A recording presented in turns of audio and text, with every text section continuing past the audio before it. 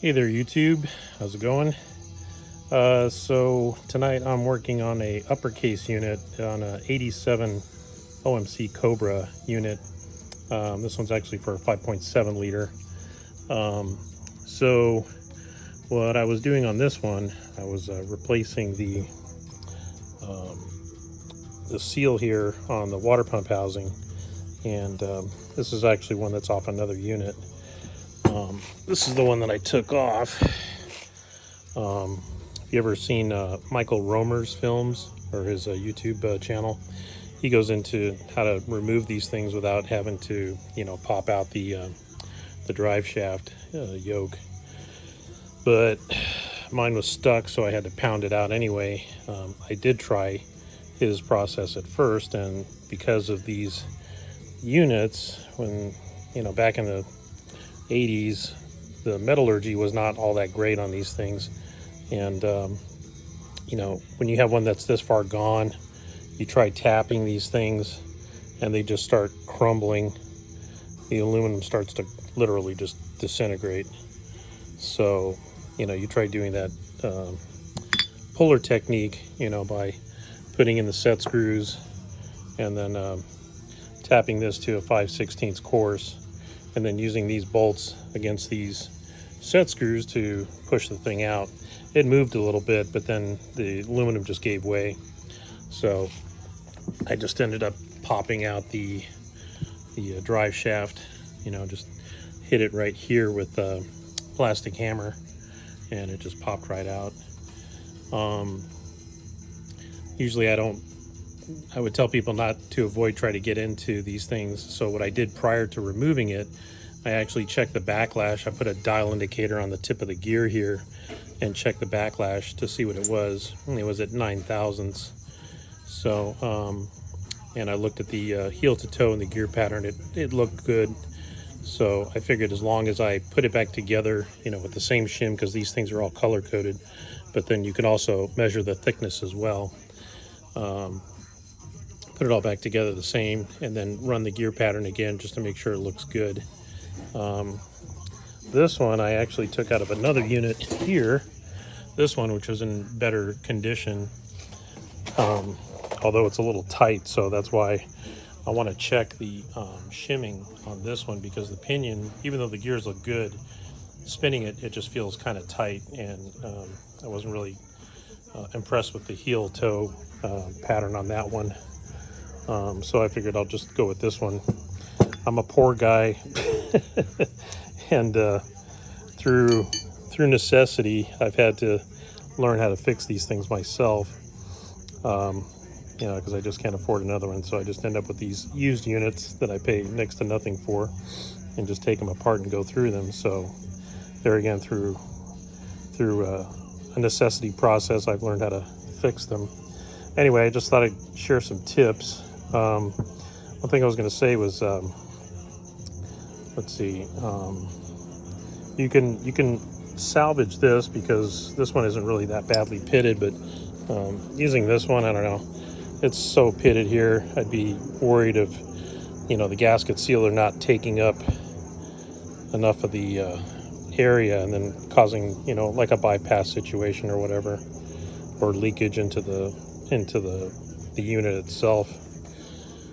So I didn't want to take that chance.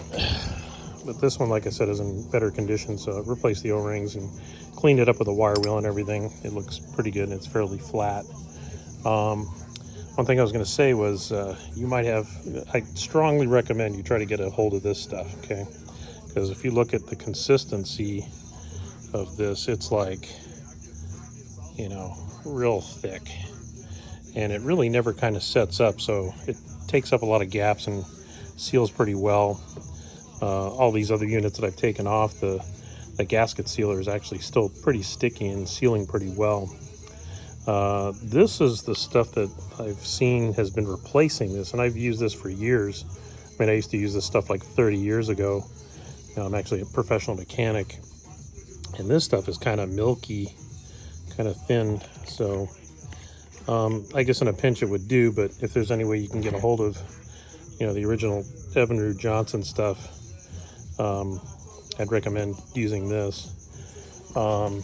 you know, took the separator plate, just wire wheeled it up. This was bent a little bit, so I went ahead and flattened it. I don't know how they managed to do that. But there again, this is still reusable, so don't have to buy this, don't have to buy this. These are like $75 brand new. So I just got myself an upper seal kit. So I'll end up putting a new seal in it, and new gaskets, new O-rings. And I did get a shim kit. The shim kits are $12 from GLM. There again, the seal kit comes with everything else. I'm not going to replace this seal here because it's not leaking. Because if I do that, then I'll have to go through the whole shimming process, and I'm not about to spend $200 for a shimming, you know, setup and have to go through all that stuff. So as long as the gear pattern looks good, putting it back together feels smooth, it should survive just fine. But you know, another thing I've learned through osmosis is how to fix a bent propeller shaft. I actually have, like I said, these two units, and so I've gotten into, you know, doing these clutch dog setups. And the first unit that came with the boat, actually the input shaft was twisted and the output shaft was bent, so it got hit pretty good. That's probably the reason why I had a new prop on it. So for you guys that are always looking to buy boats, you find an OMC that's got a new prop on it, beware. So this is one that I actually repaired and put back together already. This prop shaft had 200 thousandths run out, and you can see now when I turn it, this thing is like perfect. Matter of fact, when I took it to the guy that straightened it after he got done, it ended up at about 1,000ths, and I guess the max is 3. So if you need a source on somebody to do these prop shafts, they charge $80, and I could let you know who it is. You could send it to him, have it straightened, and then have him send it back to you. Those prop shafts new are like $350. And so I put the updated detent in that lower gear unit and replaced the clutch dog as well. This is an old one. So this is from the second unit. This one, the gears here got a little chewed up. If you've ever seen Wayne Cole's videos, I highly recommend them. This you can actually just take to a machine shop and they can chuck it up here on the bearing surface and just turn the inside part and get it down about 20 or 30 thousandths. I guess 30's max, according to Wayne Cole, who seems to be the authority on these things. So I got a local machine shop that will do that for me. So on this one, I'll just put a new clutch dog and updated detent. That'll be my backup in case I grenade the first one. We'll see. Anyway, so I guess that's pretty much it. I'm gonna throw this thing back together and then mate it with that other lower gear unit that I already put together and put in the boat and see how it goes. So if you have any questions, just leave them in the comments and I'll get back to you as soon as I can. And that's it. Have a good night.